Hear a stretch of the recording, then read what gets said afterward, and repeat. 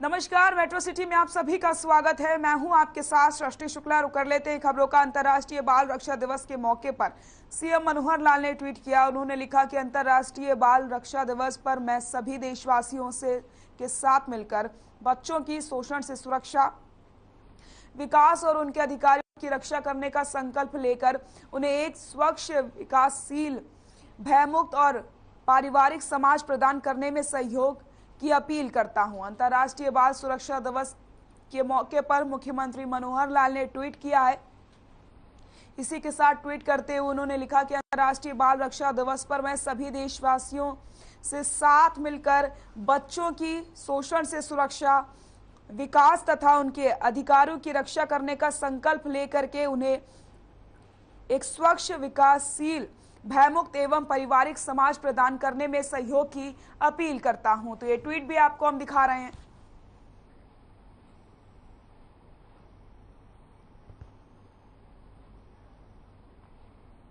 गुरुग्राम में बीते 25 फरवरी को सुबह 7 बजे पटौदी का खोड़ गांव के रहने वाले 2 शराब कारोबारी पर ताबड़तोड़ फायरिंग करके हत्या कर दी गई थी।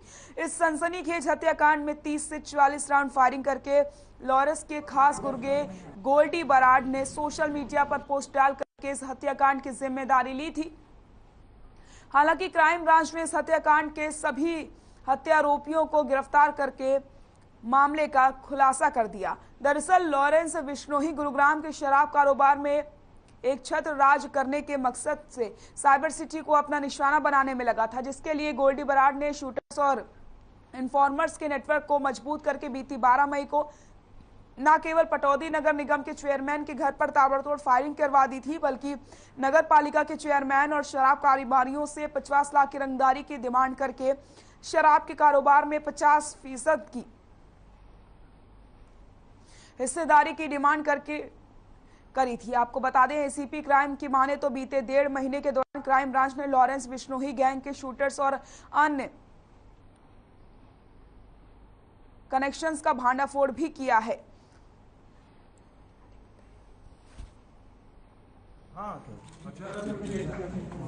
ये हमारे यहाँ लॉरेंस बिश्नोई, काला गठेड़ी और ये सेठी वगैरह का जो गैंग है, इसने यहाँ पैर पसारने की कोशिश की थी और इसके संबंध में हमने काम करते हुए हमारी क्राइम टीम से अब तक लगभग इनके 20 के करीब साथियों को हम गिरफ्तार कर चुके हैं और यहाँ से हमने उस सारे नेक्सस को तोड़ने की कोशिश की है जो इन्होंने बनाने की कोशिश की थी। और आगे भी हम इस पर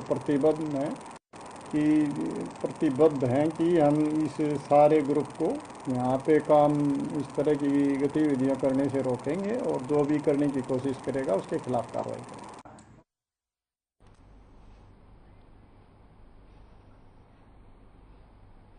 कोशिश करने वालों की कभी हार नहीं होती, कहावत को चरितार्थ करके दिखाया है गुरुग्राम के रहने वाले हरिकीरत सिंह रंधावा ने। आपको बता दें, हरिकीरत सिंह ने यूपीएससी परीक्षा में 10वां स्थान प्राप्त करके मां बाप के सपनों को साकार कर दिया है। वहीं हरिकीरत सिंह रंधावा का कहना है कि उन्हें यह सफलता 6 बार की नाकाम कोशिश के बाद मिली है। लगातार 5 बार हरिकीरत नाकाम जरूर रहे, लेकिन मायूस नहीं हुए और आखिर इस बार परीक्षा में बाजी मार के 10वां स्थान हासिल कर लिया। इनकी सफलता वाकई युवाओं के लिए प्रेरणादायक है। लोगों को असफलता से हताश नहीं होना चाहिए, बल्कि कहां कमी रह रही है इस पर ध्यान देना चाहिए। तभी तो कहा जाता है कि असफलता सफलता की कुंजी होती है। मैं मानता हूं कि कोई भी जॉब, कोई भी ऑक्यूपेशन बड़ी या छोटी नहीं होती। जो आपके मन में, जो आपके अंदर कामना जो जलती है, जो आपको सारा वक्त मोटिवेट करती है, वो जॉब, वो प्रोफेशन, वो ऑक्यूपेशन आपके लिए सही है। मेरे को बचपन से इंडियन फॉरेन सर्विस में जाने का बहुत बड़ा ड्रीम था, तो मुझे इसी कारण कोई भी फेलियर होने के बजाय, कोई भी सेटबैक होने के बजाय मुझे पता था कि मुझे ये लक्ष्य तक पहुंचना है। बहुत खुशी हो रही है क्योंकि कुछ वक्त लगा, इसका एक ड्रीम था and he was working hard all the time to achieve that. हमें बहुत खुशी हुई कि भगवान की कृपा से, दुआ से और सबकी बेस्ट विशेस से, और इसका हार्डवर्क भी था, लगा रहा ये, इसको सक्सेस हासिल हुई है, तो we are very happy and बहुत खुशी हो रही है। सर, बच्चों की सफलता में माता पिता का महत्वपूर्ण योगदान रहा है हमेशा से, आपने कैसे मदद की? देखिए, पहले तो इसका बहुत ही स्ट्रॉन्ग एक ड्रीम था स्कूल से ही, एंड हम लोग देखते थे कि इसका इंटरेस्ट है सिविल सर्विसेज में, एंड किसी तरह भी देश के लिए कुछ करने का योग। खबर गुरुग्राम से, जहां 17वीं फिगर और स्पीड स्केटिंग नेशनल चैंपियनशिप में हरियाणा के खिलाड़ियों ने शानदार प्रदर्शन करते हुए 8 पदक जीते हैं। आपको बता दें, प्रदेश के खिलाड़ियों ने 1 स्वर्ण, 2 रजत और 5 कांस्य पदक जीतकर प्रतियोगिता के इतिहास में अब तक सबसे शानदार प्रदर्शन किया है। आपको यह भी बताते चलें, हरियाणा आइस स्केटिंग एसोसिएशन के प्रदेश अध्यक्ष विजेंद्र लोहान की माने तो 17वीं स्पीड स्केटिंग में गुरुग्राम की रूही ने अंडर 13 में कांस्य पदक प्राप्त किया है, जबकि फिगर स्केटिंग में फरीदाबाद के जितिन सहरावत स्वर्ण पदक जीत करके प्रदेश को पहला स्वर्ण पदक उन्होंने दिलाया है।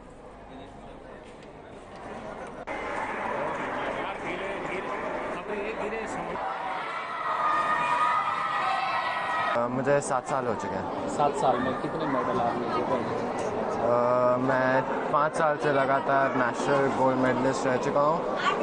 मैंने साउथ ईस्ट एशिया में 2500 मीटर्स में मेरा ब्रॉन्ज आया है और मेरा ऑस्ट्रेलियन ओपन चैम्पियनशिप में मेरा ही ब्रॉन्ज है 500 मीटर में। देखिए, आइस स्केट की तरफ से एक हमारे लिए बहुत बड़ी बात है कि हम दोबारा 17 नेशनल चैम्पियनशिप होस्ट कर पाए हैं। ये इकलौती आइस स्केटिंग रिंक है इंडिया की, और एक प्लेटफॉर्म हम देना चाह रहे हैं हर एथलीट को कि वो इन विंटर गेम्स को, जो काफ़ी हद तक इंडिया में कम जगहों पे खेली जाती है, सिर्फ नॉर्थ में खेली जाती है, तो ऐसा एक एक्सेस देना चाहते हैं सारे खिलाड़ियों को जो यहाँ आएँ। एक professional platform, coaches training, regular coaching and training, regular access to the rink, इन सारी चीज़ों को मिला के एक इन्वायरमेंट क्रिएट किया गया है जहाँ पे ये ब्यूटीफुल गेम होस्ट हो पाएँ। ये हमारी 17वीं है ice speed skating national championship, और इसमें तकरीबन 14 स्टेट्स ने पार्टिसिपेट किया है, और कई तो ऐसी स्टेट्स हैं जहाँ पर बर्फ़ का नामो निशान नहीं है, लेकिन वो उनकी परफॉर्मेंस जो है that at par with Jammu Kashmir and Ladakh की जो टीम्स हैं उनके बराबरी की है। पलवल में सरकारी कार्यालयों में भ्रष्टाचार का एक नया मामला सामने आया है। होडल के हसनपुर में कोरोना काल में लोक निर्माण विभाग की सड़क की रजिस्ट्री हुई, जिसमें नायब तहसीलदार पर आरोप लगा है, जिसमें कहा गया कि हसनपुर से मुर्तजाबाद जाने वाली सड़क जमीन की रजिस्ट्री दूसरे के नाम पर की गई। इस मामले का खुलासा तब हुआ जब सड़क की जमीन खरीदने वाले लोगों ने सड़क के साथ लगने वाली जमीन पर कब्जा कर लिया। लोगों ने इसकी शिकायत होडल उपमंडल अधिकारी से की है। उपमंडल अधिकारी ने कहा कि इसकी जांच कराई जाएगी और जो भी दोषी पाया जाएगा उसके खिलाफ सख्त कार्रवाई की जाएगी। वहीं शिकायतकर्ताओं ने कहा कि वो उसकी शिकायत जिला प्रशासन से लेकर के प्रदेश के गृह मंत्री अनिल विज से तक कर चुके हैं, लेकिन कोई सुनवाई अभी तक नहीं हुई है।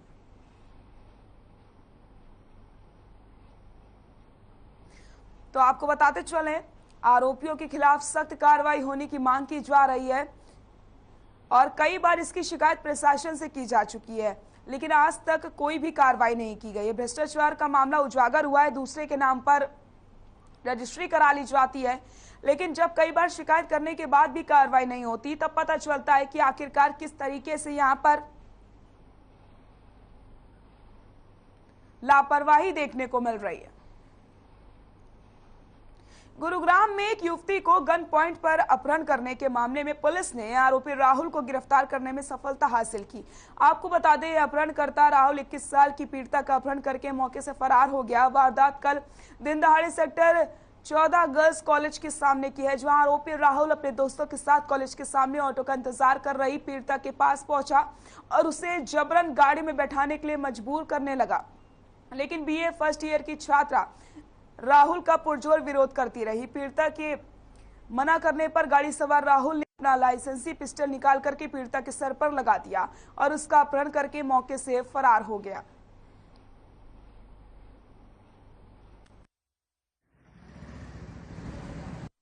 सर, एक कल छात्र का अपहरण का मामला था सर, क्या मामला है वो? कल एक शिकायत मिली थी कि एक कॉलेज में पढ़ने वाली लड़की को एक आदमी ज़बरदस्ती पिस्टल की नोक पे और अपनी फॉर्चूनर गाड़ी में बिठा के लेगा, जिसके संबंध में हमने केस रजिस्टर करके और तुरंत कार्रवाई करते हुए कुछ ही घंटों में या कहें कि भी कुछ ही मिनटों में हमने उस केस को ट्रेस करने में कामयाबी हासिल की।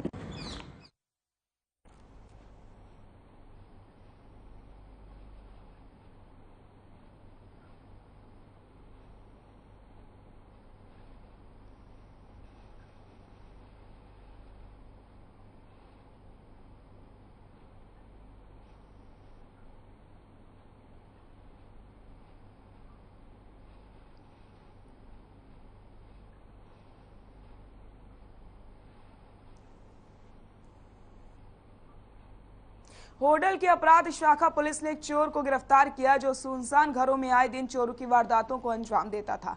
पुलिस ने पकड़े गए चोर से लाखों रुपए के सोने चांदी के आभूषण और चांदी की मूर्तियां भी बरामद की हैं। पुलिस जांच अधिकारी सुरेश कुमार ने बताया कि आदर्श कॉलोनी निवासी संजय गोयल की शिकायत पर चोरी का मामला दर्ज किया था और जिला पुलिस अधीक्षक राजेश दुग्गल ने इस मामले को लेकर सीआईए इंचार्ज निरीक्षक जंगशेर सिंह को सौंप दिया था, जिसके बाद सीआईए ने मुखबिर की सूचना पर नगला रोड निवासी अरुण उर्फ वेद प्रकाश को गिरफ्तार किया। वहीं आरोपी से पूछताछ में चोरी की वारदात कबूल की गई है।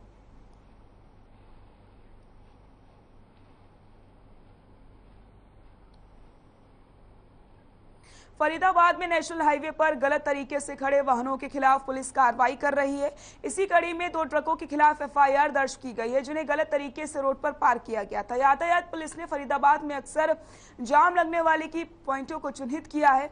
वहीं उन्हीं के ऊपर यातायात पुलिस स्थानीय लोगों के सहयोग से काम करना शुरू कर रही है। बरसाती मौसम में अक्सर हाईवे के ऊपर वाटर लॉगिंग की समस्या देखने को मिलती है। उसी को लेकर यातायात पुलिस ने नगर निगम, national highway authority of India और एफएमडीए को पत्र लिखकर के समस्या के बारे में बताया है।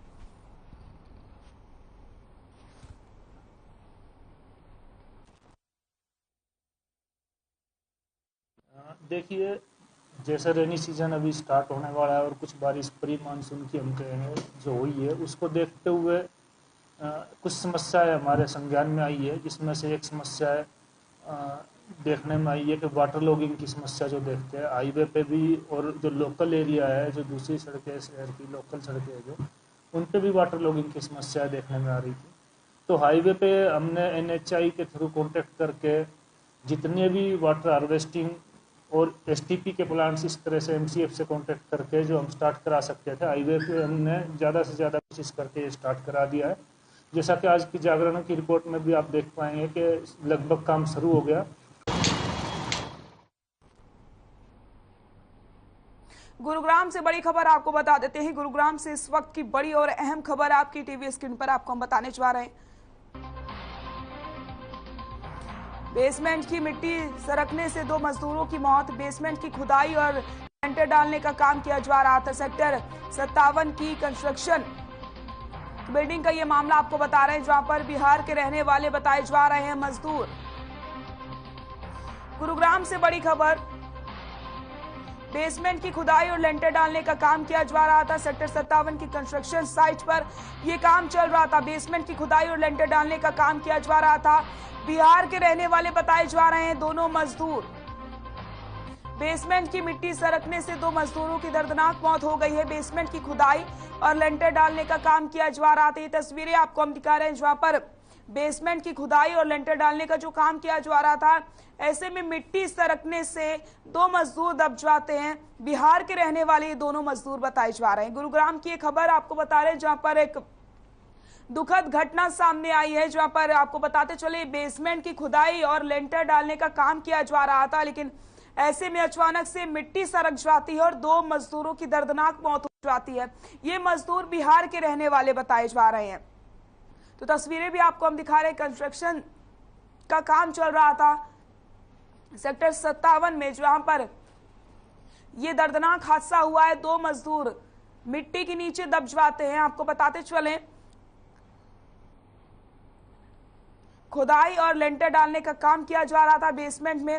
ऐसे में 2 मजदूर मिट्टी सरकने से उसी में दब जाते हैं और उनकी दर्दनाक मौत हो जाती है।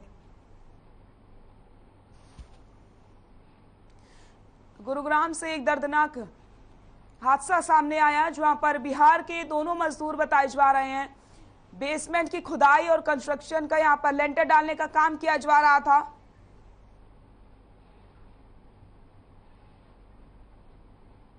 नशा मुक्त अभियान के तहत झज्जर पुलिस ने एक युवक को दौड़ चौक से 8 किलो नशीले पदार्थ के साथ गिरफ्तार करने में सफलता हासिल की है। नशा मुक्त अभियान के तहत झज्जर सीआईए पुलिस दौड़ चौक से नजदीक गश्त कर रही थी। उसी दौरान एक संदिग्ध अवस्था में युवक आता हुआ नजर आया। पुलिस ने उसे रुकवाकर पूछताछ की तो उसने अपना नाम पंकज बताया। तलाशी ली गई तो उसके कब्जे से 8 किलो भुक्की बरामद की गई है। पुलिस ने उसे तुरंत गिरफ्तार कर लिया है।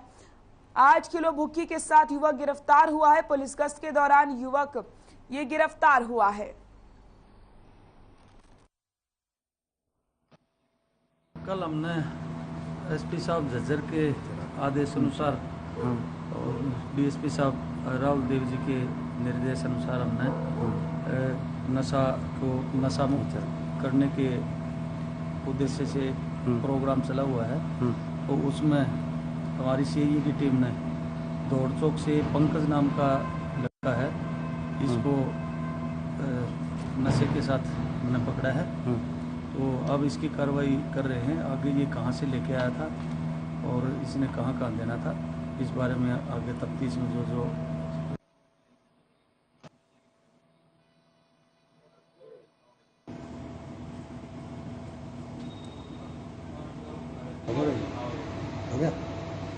तो झज्जर सीआईए पुलिस ने आरोपी की गिरफ्तारी की है। एक बड़ी सफलता यहां पर हाथ लगी है। 8 किलो भुक्की के साथ युवक को गिरफ्तार किया गया है।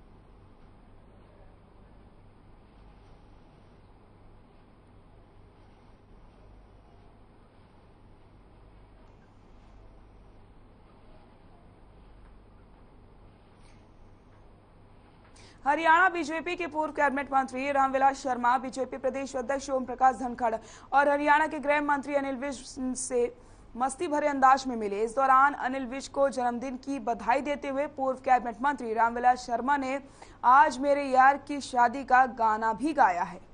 तो आपको बताते चले, मस्ती भरे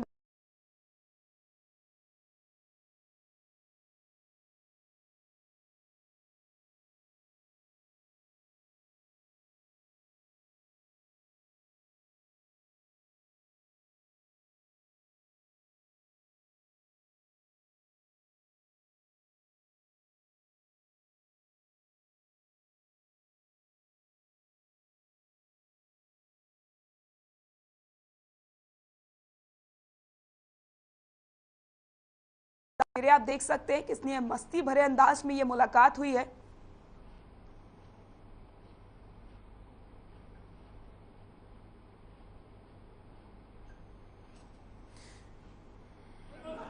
तू मेरा छोटा भाई नहीं, वो क्या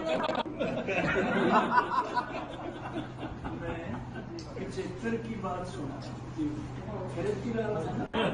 आज मेरे यार की शादी है, आज बिन साहब का जन्मदिन है भाई।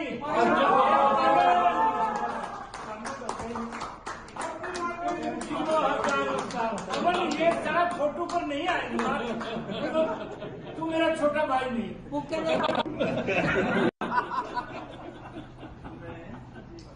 चित्र की बात सुना। आज मेरे यार दी शादी है, आज विरसा का जन्मदिन है भाई।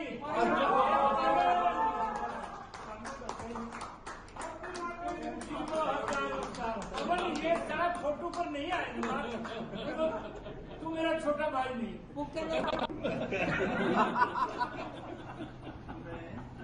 चित्र की बात सुना। आज मेरे यार दी शादी है, आज विरसा का जन्मदिन है भाई।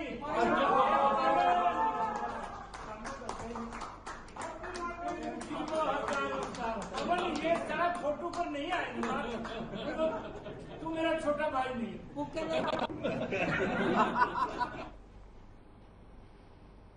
इनेलो नेता अभय सिंह चौटाला ने राज्यसभा और निकाय चुनाव को लेकर के बीजेपी, कांग्रेस से और जेजेपी पर निशाना साधा। जींद पहुंचे अभय सिंह चौटाला ने पूर्व मुख्यमंत्री भूपेंद्र सिंह हुड्डा पर निशाना साधते हुए कहा कि हुड्डा शातिर आदमी हैं और बीजेपी के प्रेशर में है। राज्यसभा चुनाव में कोई खेल हो सकता है, पहले स्याही बदली थी, अब शक्ल बदल सकता है। वहीं जेजेपी पर निशाना साधते हुए अभय सिंह चौटाला ने कहा कि निकाय चुनावों में जेजेपी का सूपड़ा साफ हो जाएगा। वहीं कांग्रेस को लेकर अभय चौटाला ने कहा कि निकाय चुनाव में कांग्रेस ने तो खुद ही आत्मा की ही खत्म कर ली है। वहीं इनेलो को लेकर के अभय चौटाला ने कहा कि अब प्रत्याशियों के नाम फाइनल कर दिए गए हैं। जो करो दस्तखत करो, इलेक्शन आए थे तब तो ये दोनों पार्टियों के लोग कहते थे हमारा गठबंधन है। कोर्ट का फैसला है, कोर्ट के फैसले को हमने सब जगह अपने प्रत्याशी तय कर रखे हैं। 3 और 4 तारीख को हमारे सारे प्रत्याशी सिंबल के साथ जो है नॉमिनेशन फाइल करेंगे। मुझे उम्मीद है कि हमारी पार्टी का प्रदर्शन बहुत अच्छा रहेगा। जो कांग्रेस कह रही थी कि हम तो सत्ता। जींद में नगर निकाय चुनाव का बिगुल बज चुका है और जेजेपी ने अपनी पहली लिस्ट जारी कर दी है, जिसके तहत जींद में से रजनी अरोड़ा को अपना प्रत्याशी घोषित किया। वहीं प्रत्याशी घोषित होने के बाद रजनी अरोड़ा के घर पर खुशी का माहौल देखने को मिल रहा है, जहां लोगों ने लड्डू बांट करके खुशी का इजहार किया है। इस दौरान उन्होंने कहा कि अब हम जींद शहर की तस्वीर बदल देंगे और जींद का पूरा विकास कार्य किया जाएगा।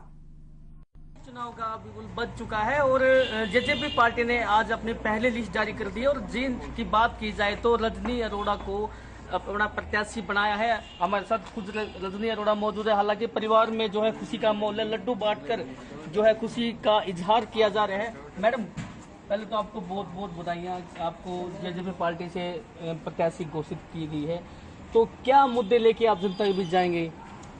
जींद में मुद्दे तो बहुत है, सड़कों की दिक्कत है, सीवर की दिक्कत है बहुत ज्यादा,